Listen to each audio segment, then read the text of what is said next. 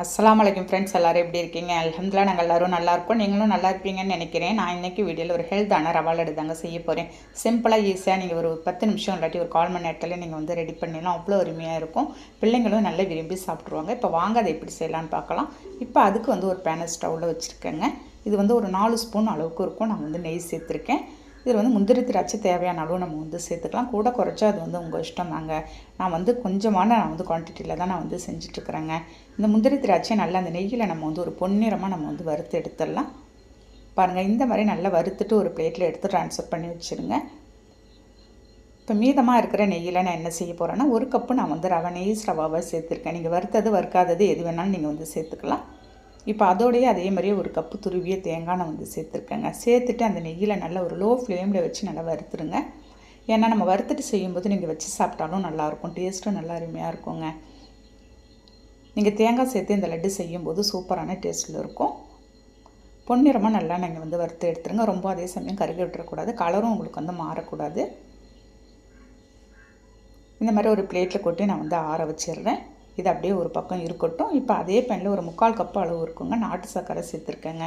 நான் வந்து white sugar avoid பண்ணிவிட்டு நாட்டு சர்க்கரையில் தான் செஞ்சுருக்கேன். ஒரு 1/4 கப்பு அளவுக்கு இருக்கும். நான் வந்து தண்ணி சேர்த்துட்டு கரைச்சிக்கலாம். நம்ம பாருங்கள், நல்லா மிக்ஸ் பண்ணிகிட்டே இருக்கும்போது நமக்கு இந்த மாதிரி ஒரு கன்சிஸ்டன்சிக்கு வரும். இப்போ வந்து ஒரு ஃப்ளேவருக்கோசரம் ஒரு 2 ஏலக்காய் தூள் பண்ணி வச்சுருந்ததை அதோடு சேர்த்துக்கிறேங்க. சேர்த்துட்டு லேசாக ஒரு பிசுபிசுப்பு தன்மை வந்தால் நமக்கு வந்து போதும். அப்போ தான் நமக்கு லட்டு பிரிக்கிறதுக்கு உங்களுக்கு வந்து சரியான பதத்துக்கு வரும். இல்லாட்டி உதிர்ந்து விழுந்துருங்க எல்லாமே. பாருங்கள், நம்ம வறுத்து வச்சுருந்த இந்த தேங்காவையும் ரவாவையும் எடுத்து நம்ம வந்து அதோடு சேர்த்து நல்லா கைவிடாது மிக்ஸ் பண்ணிக்கிட்டே இருங்க. எந்த ஒரு கட்டிகளும் நமக்கு வந்து பற்றக்கூடாது. ஒரு 3/4 கப்பு நாட்டு சர்க்கரைக்கு நான் வந்து ஒரு 1/4 கப்பு அளவுக்கு தான் தண்ணி ஊற்றிருந்தேன்.